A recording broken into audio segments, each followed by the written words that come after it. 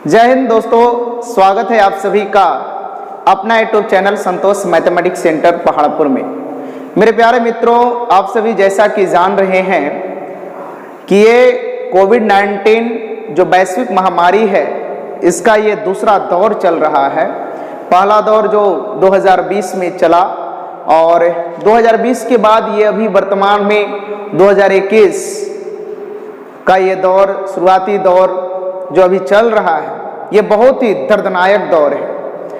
और इसको लेकर के पूरे बिहार ही नहीं बल्कि पूरे इंडिया, पूरे भारत का जितने भी शिक्षण संस्थान हैं, चाहे वो कोचिंग हो, स्कूल हो या कॉलेजेस वगैरह हो, ये सब पूरी तरीके से बंद चल रहे हैं। इसी संदर्भ में आज हम लोग फिर से ऑनलाइन सीरीज में आज इतिहास लेसन नंबर 4 का हम लोग पार्ट 1 वीडियो आज देखेंगे। इतिहास लेसन नंबर 4 का ये पार्ट 1 वीडियो, और ये लेसन नंबर 4 है भारत में राष्ट्रवाद। भारत में राष्ट्रवाद लेसन नंबर 4, और जो बुक से मैं पढ़ाने जा रहा हूं उस बुक का नाम है बीटीबीसी। बीटीबीसी यानी बिहार सरकार का जो अपना बुक है, उस बुक से मैं पढ़ाने जा रहा हूं। बिल्कुल उसी टाइप पे पढ़ाऊंगा जिस तरीके से मैं क्लास में पढ़ाने का प्रयास करता हूं। मेरा एक ही मकसद होता है कि बच्चे को तब तक अच्छे तरीके से पढ़ाओ जब तक कि वो पूर्ण तरीके से वो सीख ना जाए। कोई बात को, कोई बिंदु को, कोई पॉइंट्स को वो जब तक सही तरीके से सीख ना जाए, तब तक उस बच्चे को अच्छे तरीके से समझाने की जरूरत है। प्रयास करते रहना चाहिए। आइए हम लोग शुरू करते हैं। भारत में राष्ट्रवाद। आप जानते हैं कि राष्ट्रवाद के बिना किसी भी देश के प्रगति की कल्पना करना संभव नहीं है। जब तक किसी व्यक्ति के अंदर में राष्ट्रीयता नहीं आएगा, जब तक किसी व्यक्ति के अंदर में अपने देश के प्रति मर मिटने की भावना नहीं आएगा, तो वो देश निश्चित तौर पे आप कह सकते हैं कि वो आगे नहीं बढ़ सकता है। मेरे प्यारे मित्रों, राष्ट्रवाद का मतलब होता है कि प्रत्येक बच्चा में, प्रत्येक नौजवान में, प्रत्येक पुरुषों में, प्रत्येक महिलाओं में, प्रत्येक बहनों में अपने राष्ट्र के प्रति मर मिटने के तैयारी की मनोभावना उनके अंदर में आना चाहिए। और वो इसलिए मरना है कि हमारी राष्ट्र की अस्मिता पर अगर कोई चोट पहुंचाने का काम करे तो हमें अपने राष्ट्र के लिए अपनी जान की आहुतियां देनी पड़ जाए तो हम लोग आसानी से दे दें, ताकि राष्ट्र हमारा सुरक्षित रह सके। मेरे प्यारे मित्रों, लोग कहते हैं कि हम ये धर्म के हैं, हम वो धर्म के हैं। हम कहते हैं कि देखिए, आप सबसे बड़ा धर्म वाले हैं, आप बड़े धर्म के हैं, वो बड़े धर्म के हैं, लेकिन आप धर्म कहां मनाओगे? जब भारत धर्म का ही पालन नहीं होगा, भारतीयता नजर आप में नहीं आएगा, तो आप धर्म मनाओगे कहां? इसलिए आप सबों से मेरा आग्रह है, विनम्र निवेदन है कि सबसे पहले ना तो कट्टर हिंदू बने, ना तो कट्टर मुसलमान बने, लेकिन एक कट्टर भारतीय जरूर बने। ये मेरा व्यक्तिगत मानना है कि एक कट्टर भारतीय बनने से ही हमारा देश का कल्याण हो सकता है और देश डेवलपमेंट की ओर जा सकता है, आगे बढ़ सकता है। मेरे प्यारे मित्रों, जब तक आप कट्टर भारतीय नहीं बनोगे, तब तक निश्चित तौर पे कहीं ना कहीं हमारे देश के अंदर में वो राष्ट्रवाद की जो भावना है वो बढ़ नहीं पाएगा। इसलिए कट्टर भारतीय बनने की जरूरत है, और जो कट्टर भारतीय बनने के लिए तैयार नहीं है उसे इस हिंदुस्तान से दोस्ती करना, नाता करना, पारिवारिक दायित्व निभाना, यह सही नहीं है। आइए अब हम लोग चर्चा करते हैं भारत में राष्ट्रवाद के बारे में। करें, राष्ट्रवाद का शाब्दिक अर्थ होता है राष्ट्रीय चेतना का उदय। राष्ट्रवाद का शाब्दिक जो अर्थ होता है वो राष्ट्रीय चेतना का उदय होता है।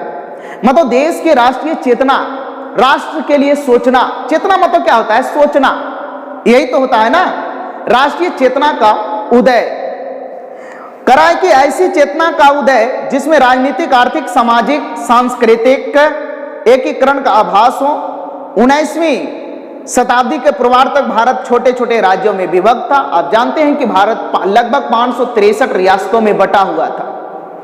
हमारा भारत, अपना भारत लगभग 563 रियासतों में बटा हुआ था और इसे एक करने का काम हमारे देश के एक महान महापुरुष, जिसे आप हम सभी कोई जानते हैं, जिनका नाम हुआ सरदार वल्लभ भाई पटेल।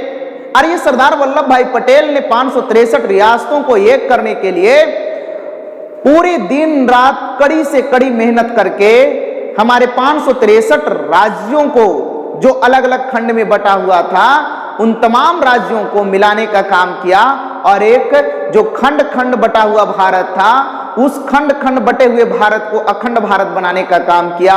और यही सरदार वल्लभ भाई पटेल लौह पुरुष के नाम से जाने जाते हैं। और इनके जन्म दिवस के शुभ अवसर पे हम लोग एकता दिवस मनाते हैं, क्योंकि यह एकता दिवस इसलिए क्योंकि हम लोग 563 राज्यों में जो बटे हुए थे, इन जब 563 राज्यों को एक करके हम सभी को एक बेहतरीन भारत देने का काम किए, एक अखंड भारत देने का काम किए, इसलिए हम लोग सरदार वल्लभ भाई पटेल के जन्म दिवस के शुभ अवसर पे हम लोग एकता दिवस के रूप में मनाते हैं।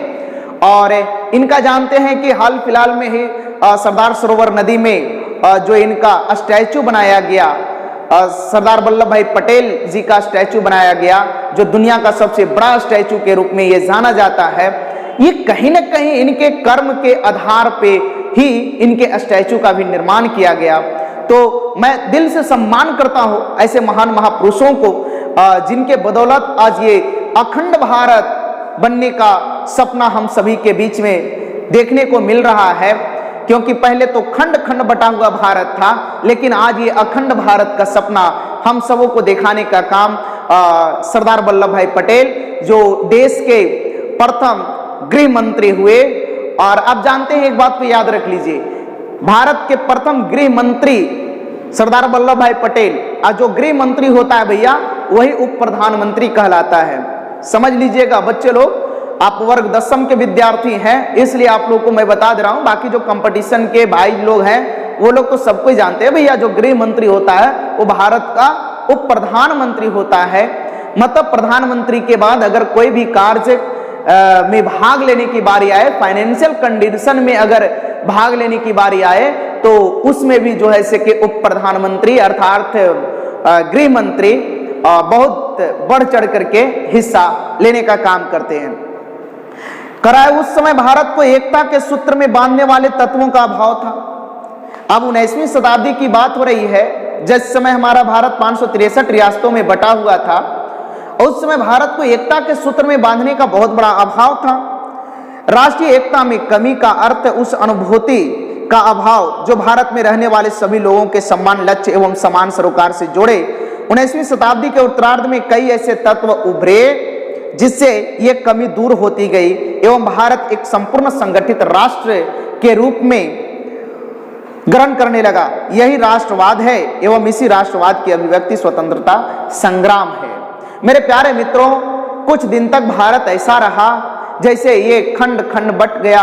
भारत की आजादी के लिए, भारत को आगे बढ़ाने के लिए ना जाने कितने नौजवान, कितने वीर पुरुषों ने और कितनी मां बहनों ने अपनी मांग के सिंदूर को धो डाला।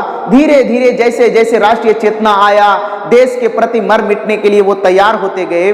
19वीं शताब्दी में राष्ट्रीय चेतना का उदय मुख्य रूप से अंग्रेजी शासन व्यवस्था का परिणाम था।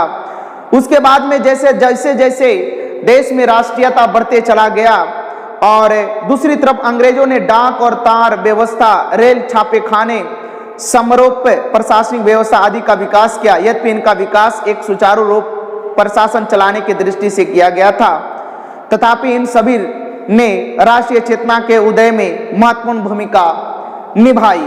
मेरे प्यारे मित्रों, एक तरफ अंग्रेज हमारा हिंदुस्तान में आकर के कब्जा कर रहा था और दूसरे तरफ हमारे देश को आगे बढ़ा करके नहीं, बल्कि वो अपने देश को आगे बढ़ाने के नीति से वो अपने आप को बहुत ज्यादा मजबूत समझने लगा और भारत में रेलवे का विकास करने लगा, डाक खाना का व्यवस्था करने लगा, बैंकिंग व्यवस्था करने लगा, और इन तमाम तरीके की व्यवस्था वो इसलिए कर रहा था क्योंकि वो एक दिन के लिए भारत नहीं आया था। भारत में एक दिन के लिए वो व्यापारी बन करके नहीं आया था कि एक दिन में हम यहाँ से व्यापार करेंगे और चले जाएंगे। वो बहुत दिन लंबे समय तक रहने के लिए वो आ गया था। उसके अंदर में एक भावना घर कर चुका था कि नहीं, भारत जो है इसे पूरी तरीके से प्राकृतिक वैभव पूर्ण देश है, इसलिए भारत को जितना ज्यादा से ज्यादा क्या किया जाए, शोषण किया जाए, भारत को लूटा जाए। तो अंग्रेज इस तरीके की भावना को वो बढ़ावा दे रहा था। आइए, राष्ट्रवाद के उदय के कारण क्या था, हम लोग अब पहला टॉपिक स्टार्ट करते हैं, राष्ट्रवाद। राष्ट्रवाद के भावना, राष्ट्रवाद के भावना के उदय का कारण। आइए, क्या कहता है ये राष्ट्रवाद की भावना के उदय का कारण क्या था, क्यों राष्ट्रवाद की भावना का उदय किया गया, और हम लोग राष्ट्रवाद को आगे बढ़ाने के प्रति हम लोग इतना कृत संकल्पित क्यों हो गए, इसके लिए हम लोगों को सही तरीके से जानकारी हासिल करने की जरूरत है। मेरे प्यारे मित्रों, करा कि भारत में राष्ट्रवाद का उदय विविध शक्तियों और कारणों के संयोग का परिणाम था, जिसे निम्नलिखित वर्गों में बांटकर हम लोग अध्ययन करते हैं। सबसे पहला, राष्ट्रवाद के उदय में राजनीतिक कारण। पहला पॉइंट है राजनीतिक कारण। राजनीतिक कारण, चलिए पहला पॉइंट हम लोग देखते हैं, राजनीतिक कारण क्या है। करा भारत में राष्ट्रीय चेतना जागृत करने में विभिन्न कारणों का योगदान रहा, परंतु सभी किसी न किसी रूप में ब्रिटिश सरकार की प्रशासनिक नीतियों से संबंधित थी।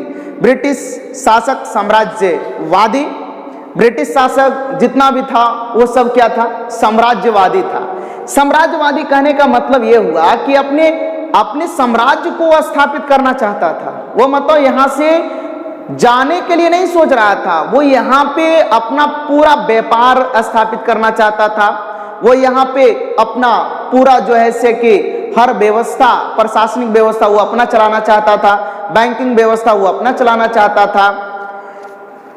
कराए सन 1858 में, याद रखिएगा, सन 1858 ईस्वी में, 1858 ईस्वी में महारानी विक्टोरिया के उद्घोषणा, महारानी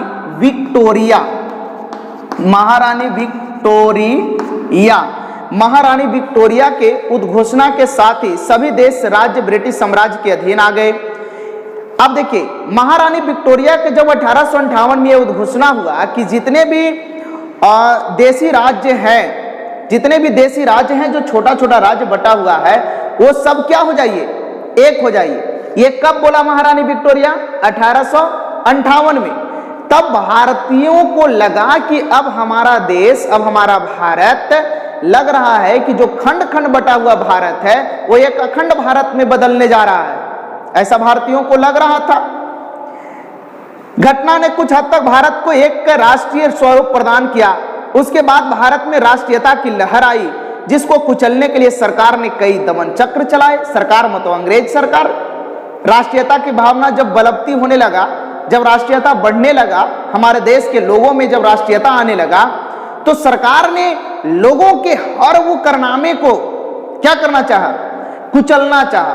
और कुचलने का मतलब यह हुआ कि आप उसको जो ऐसे कि पूरी तरीके से बर्बाद करने के लिए सोच लिया। सन 1878 में तत्कालीन वायसराय लॉर्ड लिटन ने वर्नाक्युलर प्रेस एक्ट पारित किया। याद रखिएगा, लॉर्ड लिटन ने वर्नाक्युलर प्रेस एक्ट कब पारित किया?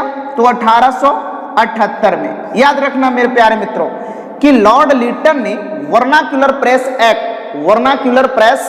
एक्ट कब पारित किया? तो 1878 में। इसको देखिए, एक दो बार क्या कीजिएगा ना, किताब को पढ़ लीजिएगा। हम इसमें मेन जो जहां पे आपको दिक्कत होगा उसको मैं समझा दे रहा हूं। बाकी बुक को आप अपने से एक बार पढ़ लेंगे तो क्लियर हो जाएगा, कोई दिक्कत नहीं रहेगा। करा है कि 1878 में तत्कालीन वायसराय लॉर्ड लिटन ने वर्नाक्युलर प्रेस एक्ट पारित कर प्रेस पर कठोर प्रतिबंध लगाया था। सन 1879 में आर्म्स एक्ट के द्वारा भारतीयों के लिए अस्त्र शस्त्र रखना गैर कानूनी घोषित कर दिया गया। अब देखिए 1879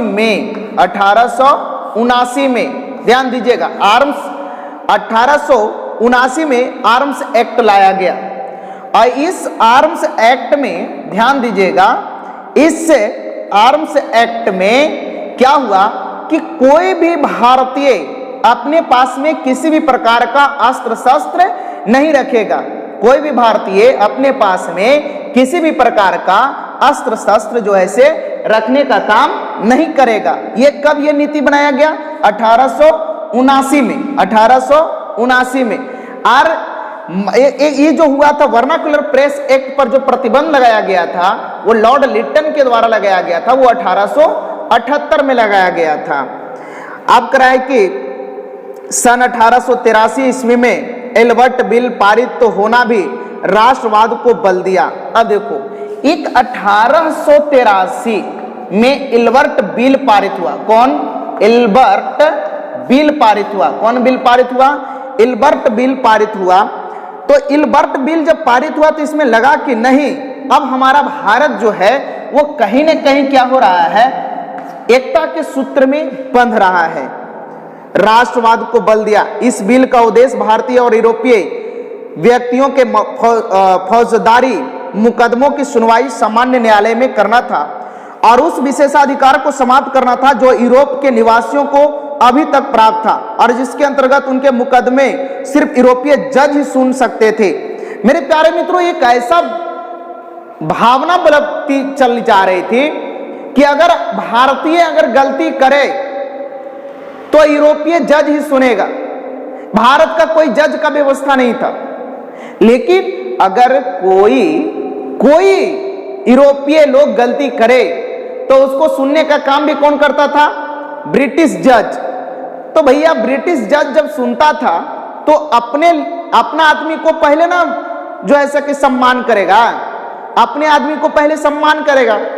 भारतीय लोगों को कड़ी से कड़ी सजा दिला दिया जाता था और अपने आदमी को जो है से क्या करता था भैया कि वो जो है जल्दी से उसको रिलीफ दिला देता था, छूट मिलता था। यूरोपीय जनता ने इसका विरोध किया और यूरोपीय जज सुन सकते थे। यूरोपीय जनता ने इसका विरोध किया और सरकार को इस बिल को वापस लेना पड़ा। इसी तरह सन 1899 में लॉर्ड कर्जन ने कलकत्ता कॉरपोरेशन एक्ट पारित किया जिसे नगर पालिका में निर्वाचित सदस्यों की संख्या में कमी और निर्वाचित सदस्यों की संख्या में वृद्धि की गई। सन 1904 में विश्वविद्यालय अधिनियम द्वारा विश्वविद्यालयों पर सरकारी नियंत्रण बढ़ा दिया गया। अब देखिए 1904 में एक अधिनियम आया। 1904 में एक क्या आया? अधिनियम आया जिसको बोलते हैं हम लोग विश्वविद्यालय अधिनियम। ध्यान देना मेरे प्यारे मित्रों, याद रखिएगा कि 1904 में, ध्यान दे, ये 1904 में एक अधिनियम लाया गया जिस अधिनियम का नाम पड़ा विश्वविद्यालय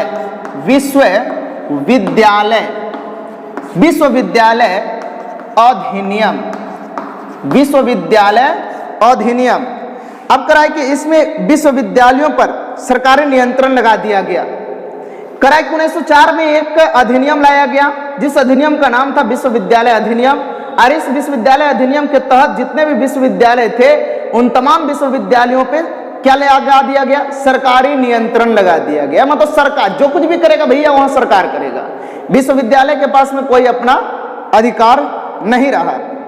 अब कह रहा है कि 1905 में बंगाल का विभाजन कर्जन ने सांप्रदायिकता के आधार पर यह तर्क देते हुए कर दिया कि इससे प्रशासनिक सुविधा होगी। अब देखिए बंगाल का विभाजन 1905 में किसने किया? कर्जन ने किया। किसने किया? कर्जन ने किया। बंगाल को 1905 में विभाजन कर्जन ने किया। किस आधार पर किया? सांप्रदायिकता के आधार पर किया। सांप्रदायिकता के आधार पर यह तर्क देते हुए कर दिया कि इससे प्रशासनिक क्या होगी? सुविधा होगी कि जब बंगाल बटा हुआ रहेगा तो आधा लोग जो ऐसे कि उधर का उधर रह जाएगा, इधर का इधर रह जाएगा। प्रशासन चलाने में क्या मिलेगी? सुविधा मिलेगी। करा है सांप्रदायिकता के आधार पर यह तर्क देते हुए कर दिया इससे सुविधा होगी। इससे भारतीयों में काफी रोष पैदा हुआ और राष्ट्रवादी भावना बलती हुई। आगे चलकर 1911 में ब्रिटिश सरकार को इसे क्या करना पड़ा, रद्द करना पड़ा। ध्यान दीजिए भैया, 1905 में पूछेगा बंगाल विभाजन कब हुआ, तो 1905 में किसके द्वारा, कर्जन के द्वारा। क्या आधार दिया था बंगाल विभाजन करने के लिए, आधार दिया था सांप्रदायिकता के आधार पर बंगाल को क्या कर दिया गया था, विभाजन कर दिया गया था। कब किया गया था, 1905 में किया गया था बाबू। बंगाल विभाजन कब किया गया था, 1905 में। बाबू रे, जैसे ही बंगाल विभाजन हुआ, कर्जन के प्रति में भारत के लोगों के अंदर में रोष पैदा हो गया। भारत के लोगों के अंदर में क्या पैदा हुआ, रोष पैदा हुआ, और वो चिल्लाने लगे, एक कर्जन जल्दी से ये बंगाल विभाजन वापस लो, नहीं तो हड्डी गुड्डी तोड़ देंगे। ध्यान रखना साला, जितना जल्दी जल्दी वापस ले लो वरना हड्डी गुड्डी तोड़ देंगे। अब देखो भैया क्या होता है, 1911 में ब्रिटिश सरकार को इस बंगाल विभाजन को क्या करना पड़ा जी, रद्द करना पड़ा। ध्यान दीजिएगा, 1911 ईस्वी में ब्रिटिश सरकार को इस बंगाल विभाजन को क्या करना पड़ा, रद्द करना पड़ा।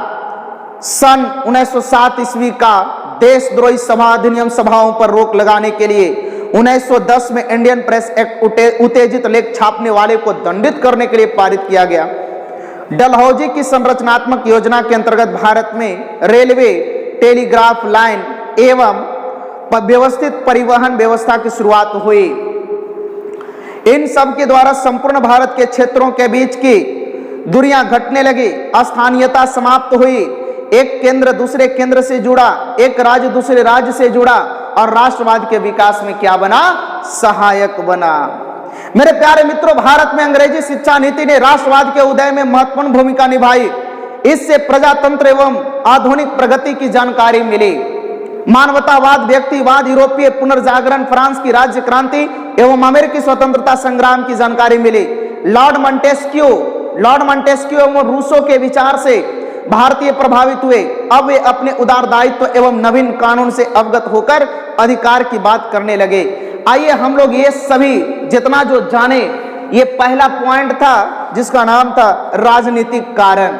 भारत में राष्ट्रवाद को पनपने का ये पहला जो हम लोग देखे, ये राजनीतिक कारण, ये पहला पॉइंट राजनीतिक कारण हम लोग देख चुके हैं कि किस तरीके से भारत जो है से राष्ट्रवाद आगे बढ़ा, राष्ट्रवाद को अपनाने का प्रयास किया। कैसे किया, ये आपने पूरी तरीके से देखा। किस तरीके से 1905 में बंगाल का विभाजन कर दिया जाता है, और वो ये आधार देते हुए लॉर्ड कर्जन के द्वारा बंगाल का विभाजन किया जाता है कि बंगाल इससे सांप्रदायिकता के आधार पर, मतलब भारत में सांप्रदायिकता, बंगाल में सांप्रदायिकता नहीं फैलेगी, इसके आधार पर जो है से लॉर्ड कर्जन ने 1905 में जो है से बंगाल का क्या कर दिया, विभाजन कर दिया। और जैसे ही बंगाल का विभाजन करता है तो बंगाल के लोगों में ही नहीं बल्कि पूरे भारत के लोगों में एक रोष पैदा होने लगा, और बंगाल विभाजन पुनः 1911 ईस्वी में वापस लिया गया। आइए अब हम लोग दूसरा पॉइंट इसका देखते हैं, भारत में राष्ट्रवाद का आर्थिक कारण। दूसरा टॉपिक है मेरे प्यारे मित्रों, आर्थिक कारण।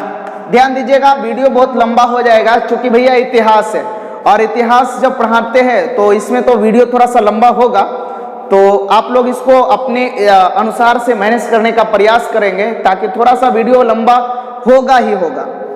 आइए आर्थिक कारण हम लोग देखते हैं। ये दूसरा टॉपिक आर्थिक कारण कह रहा है, भारत में अंग्रेजों ने जो आर्थिक नीतियां अपनाई, इसके परिणाम स्वरूप भारतीय कृषि और कुटीर उद्योगों को काफी धक्का लगा। मेरे प्यारे मित्रों, अंग्रेजों ने जो नीतियां अपनाई थी उस नीति के अनुसार भारतीयों को बहुत ज्यादा धक्का लगा, क्योंकि छोटा छोटा जितना भी कुटीर उद्योग था, जो एक ही छत के नीचे हम लोग पूरे परिवार रह करके और जो काम क्या करते थे, उस काम में बहुत बड़ा बाधा लगा और धक्का लगा। ब्रिटिश आर्थिक नीतियों के परिणाम स्वरूप किसानों, कामगारों और अन्य वर्गों की स्थिति निरंतर बिगड़ती चली गई। अंग्रेजों की कृषि नीति मुख्य रूप से अधिकतम भू राजस्व लगान एकत्रित करने के उद्देश्य से प्रेरित थी। अस्थायी बंदोबस्त के द्वारा जमींदारों को एक निश्चित भू राजस्व कर के रूप में सरकार को देना पड़ता था। जमींदार किसानों से उससे कहीं अधिक लगान वसूल करते थे जितना कि उन्हें सरकार को देना होता था। जब भी किसान जमींदार या महाजनों द्वारा शोषण के विरुद्ध आवाज उठाते थे तब सरकार नकदी फसलों नील, कपास, गन्ना आदि की उगाही अपनी मनमानी कीमतों पर करती थी। मेरे प्यारे मित्रों, एक बात को यहाँ पे याद रख लीजिए, अंग्रेज पूरी तरीके से भारत पर कब्जा कर लिया था, भारत के किसानों को अपना दास बना लिया था और कुछ भारत के किसानों को अपने देश के किसानों से ही लगान यानी टैक्स वसूलने का अधिकार दे दिया था। तो अगर अंग्रेज कहता था कि भैया ये कट्ठा का आप जाओ उस किसान से, मतलब मोहन राम किसान से, सपोज दैट, याद रखिए यहाँ मोहन राम किसान है और यहाँ सोहन लाल एक किसान है, एक मोहन राम किसान है, एक सोहन लाल किसान है। मोहन राम किसान और सोहन लाल किसान, ये सोहन लाल को अंग्रेजों ने क्या बनाया, अपना लगान यानी टैक्स वसूलने का अधिकार दिया। किससे? मोहन राम से। याद रखिए, तो अंग्रेज बोला, ध्यान दीजिएगा, अंग्रेज बोला कि भैया अरे सोहन लाल, मोहन राम से तुम 5 केजी टैक्स लेना, 5 केजी टैक्स लेना। लेकिन मोहन लाल क्या करने लगा, सोहन राम से 10 केजी टैक्स लिया। कितना केजी लिया? 10 केजी टैक्स लिया। और 10 केजी जब ये टैक्स लिया, इसने जब इससे 10 केजी टैक्स लिया तो ये क्या किया कि 5 केजी अपने पास रख लिया, 5 केजी अपने पास रख लिया। अब 5 केजी किसको दिया? अंग्रेज ऑफिसर को दिया। किसको दिया? अंग्रेज ऑफिसर को दिया। तो यहां पे याद रखिए, यहां पे भारतीय किसानों को लूटने वाला अंग्रेज नहीं था, अंग्रेज नहीं था, बल्कि भारतीय किसानों को लूटने वाला भारत के ही बड़े किसान थे। भारतीय किसानों को एकदम लफंगा बनाने का काम भारत के बड़े किसान ने छोटे किसान को क्या किया? तबाह करके रख दिया। आज भी हमारे हिंदुस्तान को लूटने वाला ज्यादा बड़ा विदेशी नहीं है कोई, वो सब भारतीय है जो भारतीयों को ही क्या कर रहा है? लूट रहा है। तो याद रखिए, बड़े किसान ने छोटे किसानों को बहुत ज्यादा तबाह कर दिया। और जब किसी को आप ज्यादा लूटिएगा तो उसका अर्थव्यवस्था मजबूत रहेगा कि अर्थव्यवस्था उसका चौपट ना हो जाएगा हो। और जब उसका अर्थव्यवस्था जब चौपट हो जाएगा तो मेहरारू के लिपस्टिक खरीदाएगा? कैसे खरीदाएगा बताओ?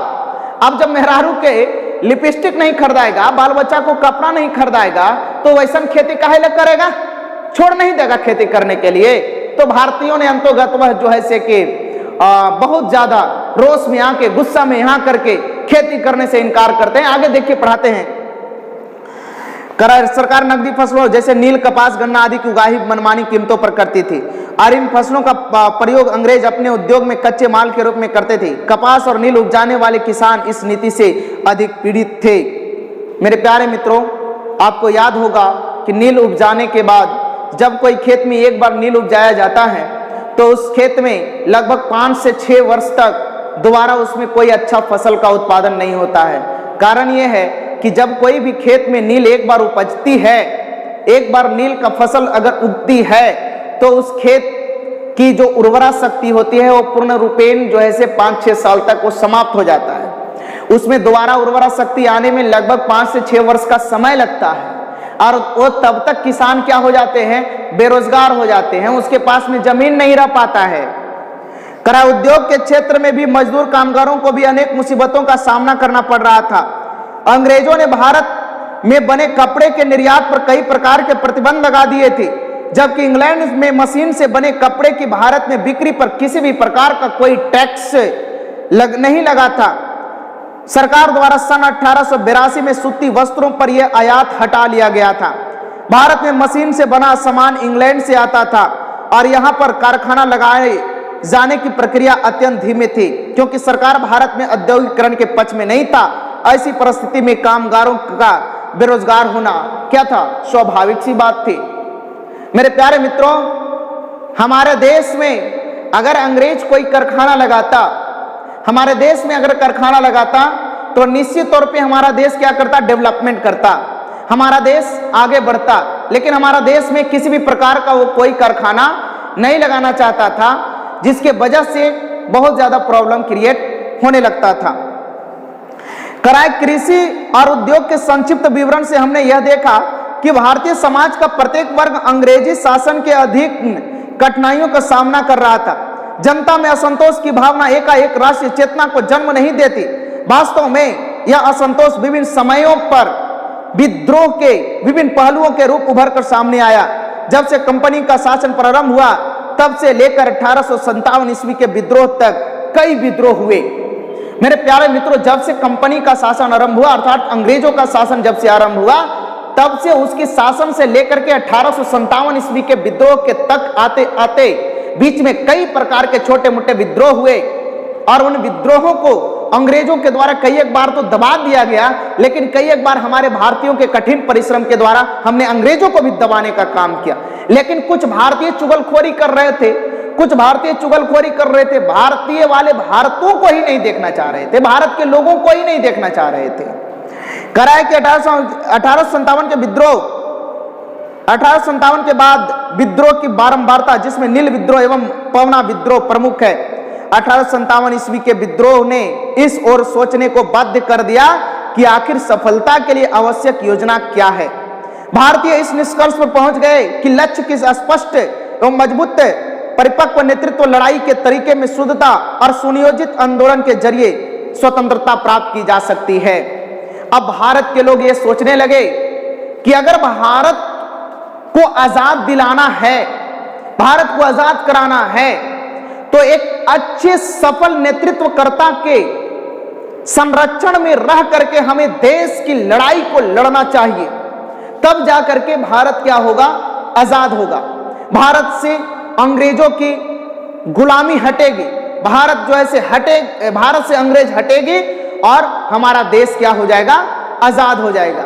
इसके लिए हमें क्या करना पड़ेगा, सुनियोजित ढंग से हमें तैयारी करनी होगी और सुनियोजित ढंग से ही पूरी ईमानदारियता के साथ हम लोग अच्छे तरीके से जो ऐसे योजना बना करके अंग्रेजों से लड़ाई लड़ना पड़ेगा। और जब तक हम लोग अंग्रेजों से लड़ाई नहीं लड़ेंगे तब तक हमारा देश का विकास संभव नहीं है। मेरे प्यारे मित्रों, याद रख लीजिए, देश के किसानों का आर्थिक स्थिति खराब हो चुका था, देश के व्यापारियों का स्थिति खराब हो चुका था। बड़े बड़े व्यापारी जो ऐसे कि सही तरीके से व्यापार नहीं कर पा रहे थे। पूर्ण रूपेण भारत के व्यापारियों का इतना बद से बदतर स्थिति हो गया था कि कुछ कहा नहीं जा सकता। आइए अब हम लोग तीसरा कारण देखते हैं, सामाजिक कारण। मेरे प्यारे मित्रों, हमने पहला देखा राजनीतिक कारण, दूसरा देखा आर्थिक कारण, अब तीसरा देखिए जो कारण था राष्ट्रवाद का, वो है सामाजिक कारण। देखिए, मोहब्बत के साथ थोड़ा पढ़ना सीखिए और मोहब्बत के बात आने पर दिल भी जवान हो जाता है और हर इंसान अपने आप में एक नई ऊर्जा महसूस करने लगता है। भले ही कोई बोल देता है, कोई छुपा लेता है ना। किसी ने कहा कि हिंदुस्तान के बारे में बहुत अच्छे तरीके से एक शायर ने कहा था कि जाऊंगा खाली हाथ मगर ये दर्द साथ ही जाएगा, जाऊंगा खाली हाथ मगर ये दर्द साथ ही जाएगा, जाने किस दिन हिंदुस्तान आजाद वतन कहलाएगा। मेरे प्यारे मित्रों, एक क्रांतिकारी ही था, उन्होंने बोला, ये शायद अशफाकुल्लाह खां थे, वो बोले थे कि जाऊंगा खाली हाथ मगर ये दर्द साथ ही जाएगा, जाऊंगा खाली हाथ मगर ये दर्द साथ ही जाएगा, जाने किस दिन हिंदुस्तान आजाद वतन कहलाएगा। तो ये हिंदुस्तान आज भी लगता नहीं है कि ये आजाद है, क्योंकि एक अंग्रेज तो चला गया, लेकिन भारत रूपी अंग्रेज जो भारतीय हैं वो आज भारतीयों को लूट रहा है, भारतीयों को बर्बाद कर रहा है।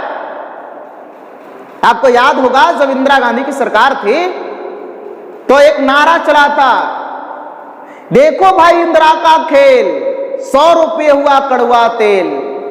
तो ऐसा चहुओर पूरी दुनिया में विनाश प्रलय का लीला जैसे दिखा जा रहा था फ्रांस में, जर्मनी में, वैसे भारत में देखा जा रहा था। और आज भी भारत में किसी भी प्रकार का कोई महंगाई कमने का नाम नहीं है। भाइयों बहनों, अच्छे दिन आने वाले हैं। कब आएंगे?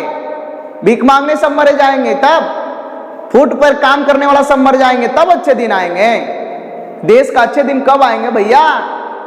ये पूछता है नौजवान, ये पूछता है बेरोजगार कि देश का अच्छे दिन कब आएगा, कब आएगा। मैं देश के शीर्ष नेतृत्व में बैठे हुए सरकार से मैं पूछना चाहता हूं, नौजवान ये पूछता है कि नौजवान को रोजगार कब मिलेगा, कब अच्छे दिन आएगा। चलिए खैर ये छोड़िए, हम लोग भारत में राष्ट्रवाद का चर्चा कर रहे थे। राष्ट्रवाद में अब हम लोग तीसरा टॉपिक देखने जा रहे हैं, सामाजिक कारण। करार राष्ट्रवाद के उदय में ब्रिटिश सरकार की प्रजाति भेद की नीति भी महत्वपूर्ण कारक थी। अंग्रेज अपने को श्रेष्ठ समझते थे एवं भारतीयों को हेय दृष्टि से देखते थे। यहां तक कि विदेशों में भी भारतीयों के साथ अच्छा बर्ताव नहीं किया जाता था। दक्षिण अफ्रीका के भारतीयों पर कई तरह के कानूनी प्रतिबंध लगाए जा चुके थे। भारत में तो उनके साथ भारतीयों को रेलगाड़ी में यात्रा नहीं करने दिया जाता था। रेलगाड़ी में, क्लबों में, सड़कों पर और होटलों में अंग्रेज भारतीयों के साथ दुर्व्यवहार करते थे। इससे भारतीय जनता में अंग्रेजों के प्रति घृणा का भाव जागृत हुआ। मेरे प्यारे मित्रों, अंग्रेज अपने आप को इतना श्रेष्ठ साला समझता था, चोट्टा कहीं का। वो कहता था भारतीयों को पैंट नहीं पहनने आता है। अरे पगला, तुमको ये नहीं पता है रे अंग्रेज कि हमारे देश के वो महापुरुष प्रभु श्री राम जब वन विचर रहे थे, वो जिस ड्रेस में प्रभु श्री राम थे, जिस सभ्यता संस्कृति में कपड़ा वो पहनते थे और जिस कपड़ा में मां सीता रहती थी, तुमको पता है वो ड्रेस शायद अंग्रेज का बाप भी नहीं पहना होगा। जो संस्कृति और सभ्यता हमारे देश में आज से नहीं, लगभग कई हजार वर्ष पहले, लगभग 5 लाख हजार वर्ष पहले की बात, हमारे यहाँ संस्कृति और सभ्यता का पहचान था। और तुम आज हमको बता रहे हो कि तुम्हें पैंट नहीं पहनने आता है, तुम्हें ऐसे हैं, तुम काले हो, तुम्हें वो नहीं आता, तुम्हें चलना नहीं आता। मेरे प्यारे मित्रों, याद रख लीजिए, जब ये सब बात भारतीय लोग सोचा तो उनके अंदर में एक द्वेष पैदा हुआ। और जब ये द्वेष उसके अंदर में आया तो अंग्रेजों को उखाड़ फेंकने का एक सपना लिया। कहा कि तुम अगर हेय दृष्टि से देखते हो ना बेटा, तो तिलहंडा में जाने के लिए तैयार रहना। और पूरे भारतीय लोग मजबूती से स्तंभ पिलर मजबूत करके अंग्रेजों को उखाड़ फेंकने का निर्णय लिया। जो भारतीयों को क्या होता था कि क्लब में बैठने नहीं दिया जाता था। आप जानते हैं कि गांधी जी के बारे में, कि गांधी जी जब यात्रा कर रहे थे ट्रेन में, तो गांधी जी को उतरवा दिया गया था। वो इसलिए कि वो काले थे। यही ना, यही अंग्रेज लोग जो है कि सामाजिक कारण पैदा कर रहे थे। सरकारी सभाओं में अंग्रेजों के प्रति पक्षपातपूर्ण नीति ने राष्ट्रवाद की भावना को प्रेरित किया। सरकार द्वारा ऊंचे ऊंचे सरकारी पदों से भारतीयों को अलग रखने का हर संभव प्रयास किया जाता था। मेरे प्यारे मित्रों, इतना ही नहीं, अंग्रेज भारत में जो भी कोई पद होता था, वो सब पद, जो बड़ा बड़ा पद होता था, उस पे कौन अधिकार किए हुए रहता था? अंग्रेज किए हुए रहता था।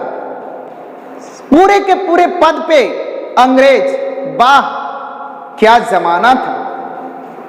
और जितना भी छोटा मोटा पद था, सफाई कर्मचारी, डाक पोस्टमैन इत्यादि, जो भी प्यून, चपरासी, क्लर्क, ये सब भारतीय। रेस्तरां में पोछा मारे भारतीय, बड़े बड़े गद्दी पे बैठे अंग्रेज। ये भारत अपना देश, और अपने देश में हम गुलाम। थोड़ा मानसिकता का कमी था। कुछ गुलाम लोग उस समय भी थे, जिसके वजह से भारत को इतने दिनों तक गुलामी झेलना पड़ा था। भारत को आगे बढ़ने के लिए कुछ लोग नहीं चाह रहे थे, जिसके वजह से भारतीयों को बहुत कठिनाइयों का सामना करना पड़ा था। मेरे प्यारे मित्रों, भारत का शासन भार अधिकतर इंडियन सिविल सर्विस के अधिकारियों के हाथ में था। सैद्धांतिक रूप से इस सेवा के चुनाव की प्रतियोगिता परीक्षा भारतीय उम्मीदवार भी भाग ले सकते थे, किंतु इस सेवा में भारतीयों का चुनाव बहुत कठिन था। परीक्षा का आयोजन इंग्लैंड में होने के कारण अधिकतर भारतीयों के लिए उसमें सम्मिलित होना कठिन था। यदि कोई भारतीय सफल हो भी गया तो उसकी नियुक्ति में बाधा उत्पन्न करके उसे पदच्युत कर दिया जाता था। पदच्युत, पदच्युत का मतलब होता है पद से हटा देना। पदच्युत का मतलब होता है पद से हटा देना। मतलब आज जो आप आईएएस और आईपीएस देख रहे हैं ना, उस समय आईसीएस होता था। ICS, ICS. अब जो इंडियन सिविल सर्विसेज, उस समय जो आईसीएस होता था, वो क्या किया जाता था कि उसके लिए परीक्षा लिया जाता था, लेकिन वो परीक्षा भारत में ना होकर के कहां होता था? इंग्लैंड में होता था। अब बताइए भैया, जिसके पास पैसा रहेगा वही ना इंग्लैंड जाएगा हो परीक्षा देने के लिए, और जकरा पास पैसा नहीं रहेगा वो कैसे जाएगा इंग्लैंड? बुद्धि बहुत है, बहुत चतुर है, चल मान लेवल जाए चतुर है। आप भी चतुर है, हम भी चतुर है, बहुत चालाक है। पैकेटवा में पैसे नहीं है और लंदन सेंटर भेज दिल को, तो कैसे जिम्मे? अरे भाई, सेंटर अगर लंदन भेज दिया तो कैसे जाओगे? पैसा रहेगा तबे ना जाएगा। पैकेट में पैसा रहेगा तब ना लंदन जाने में मजा आएगा, तब ना परीक्षा पास करोगे। और कैसू अगर पासो कर गया, जगह जमीन बेच करके लंदन गया, तो कोई ना कोई बाधा उत्पन्न करके तोरा पदवे से हटा देवल जाता था। आज भी भारत में काला अंग्रेज लोग वही ना कर रहा है। जेकरा पास में पैसा है वो नौकरी हो रहा है, जेकरा पास में पैसा नहीं, हाँ कुछ कुछ परसेंटेज में मेरिट वाला कुछ लोग हैं जो अपने बलबूते पे जो है से उखाड़ फेंक रहा है, उस काले सिस्टम को भी खत्म करने का प्रयास कर रहा है। ये भारतीयों के अंदर में जोश और जज्बा जुनून है तब ना। अब करा सुरेंद्रनाथ कठिन था। यदि कोई भारतीय सफल भी हो गए तो नियुक्ति बाधा उत्पन्न करके उसे पदच्युत करने की सरकार द्वारा कोशिश की जाती थी। सुरेंद्रनाथ बनर्जी के साथ उन्होंने ऐसा ही बर्ताव किया। अतः भारतीय शिक्षित वर्ग एवं मध्यम वर्ग ने अंग्रेजी शासन के खिलाफ क्या किया? आवाज बुलंद किया। मेरे प्यारे मित्रों, आप सभी जानते हैं कि हिंदुस्तान का प्रथम आईसीएस सुरेंद्रनाथ बनर्जी, सुरेंद्रनाथ बनर्जी ये बंगाल के थे। ये शायद रविंद्रनाथ टैगोर के भाई थे। ये सुरेंद्रनाथ बनर्जी शायद कंफर्म नहीं हो, लेकिन ऐसा माना जाता है, सुना जाता है या लिखा हुआ इतिहास है कि सुरेंद्रनाथ बनर्जी जो रविंद्रनाथ टैगोर के भाई थे, जिन्होंने प्रथम आईसीएस परीक्षा पास किया, लेकिन अंग्रेजों ने इसे पदच्युत कर दिया, बड़े पद पे इन्हें हासिल होने नहीं दिया। आइए अब ये चौथा कारण है धार्मिक कारण। चौथा जो है वो है धार्मिक कारण। धार्मिक कारण मेरे प्यारे मित्रों, अब ये हम लोग चौथा जो है धार्मिक कारण, ये धार्मिक कारण ये हम लोग पार्ट 2 में देखेंगे। ये लेसन नंबर 4 का पार्ट 2 वीडियो जब बनेगा तो उसमें हम लोग सही तरीके से देखने का काम करेंगे। आज हम आप लोगों को बताने का काम किया राजनीतिक कारण, और दूसरा टॉपिक आर्थिक कारण, और तीसरा सामाजिक कारण, और चौथा हम लोग धार्मिक कारण देखेंगे। और धार्मिक कारण के बाद में हम लोग आएंगे कि प्रथम विश्व युद्ध के कारण और परिणाम का भारत से अंतर संबंध। जो प्रथम विश्व युद्ध 1914 से 1918, और उसके बाद में उसका क्या परिणाम हमारे भारत पर पड़ा, भारत के संदर्भ में क्या उसका नजरिया रहा, उसको हम लोग देखने का काम करेंगे। वीडियो ज्यादा लंबा ना हो इसलिए हम लोग शॉर्ट वीडियो, मतलब 45 मिनट का वीडियो ही बना करके आप लोगों के सामने मैं पेश कर रहा हूं। आप लोग ईमानदारी से इसको देखने का काम करेंगे। आप जानते हैं कि प्रथम विश्व युद्ध कब से कब तक चला था? तो 1914 से 1918 तक, और द्वितीय विश्व युद्ध 1939 से